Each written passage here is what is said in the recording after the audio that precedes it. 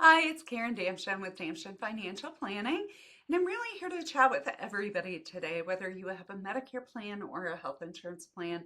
I think this is pretty important.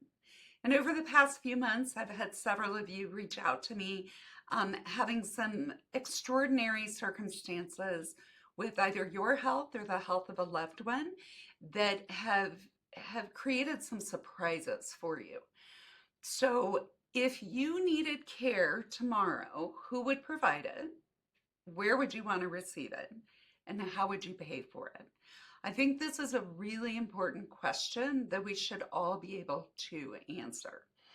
And what these folks who've reached out to me and we've had to have some pretty significant conversations, it's been around long term care.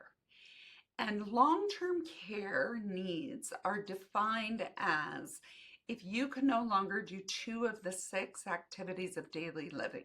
Some of those are things like feeding, bathing, dressing, transferring, toileting, those kinds of things. If you can't do those things for yourself, then you need some help around that.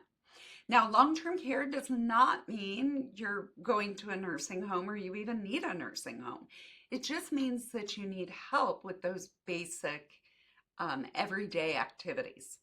And statistically, most people will need some form of care in their lifetime. As a matter of fact, people who are turning 65 today, nearly 70% of them are estimated to need long term care at some point in their life. So, really, it's not a question of will I, it's a question of when will I.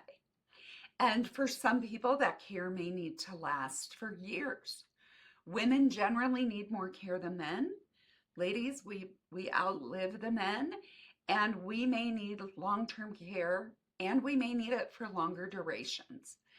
And what you folks have come to me being very surprised about is that maybe Medicare isn't picking up everything you thought they would pay for, or maybe a health insurance plan did not pay for the care that you thought it was going to cover.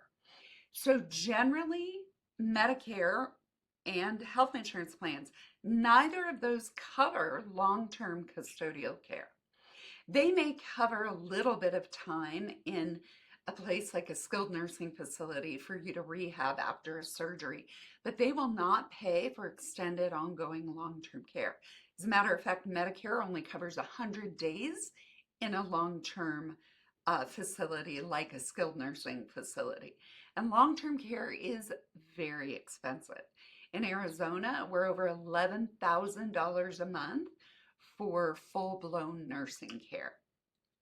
And for most of you, as we've gone through planning, you have indicated that your wish is typically to what we call age in place. So if you need help, you want that help to come at your home.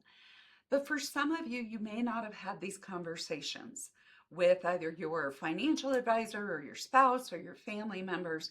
So you really haven't put together a plan for this. And what I want you to understand is that this is one of those times when planning early is really critical. The cost of planning only goes up the older you get or the more your health deteriorates.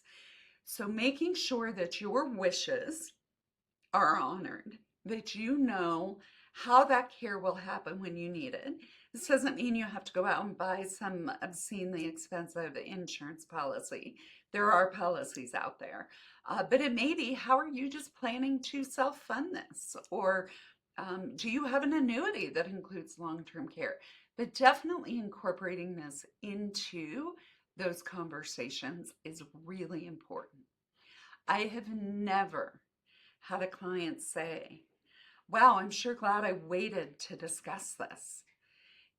That statement is almost always, I'm so glad we had this conversation when we did, because this ended up being really important to mom or my sister or for me to take care of myself. So if you haven't had those conversations and you don't know where to start, feel free to reach out. I'm happy to share some resources, have some conversations with you, and see how we can help. I'll be back in your inbox again next week with another Medicare health insurance update.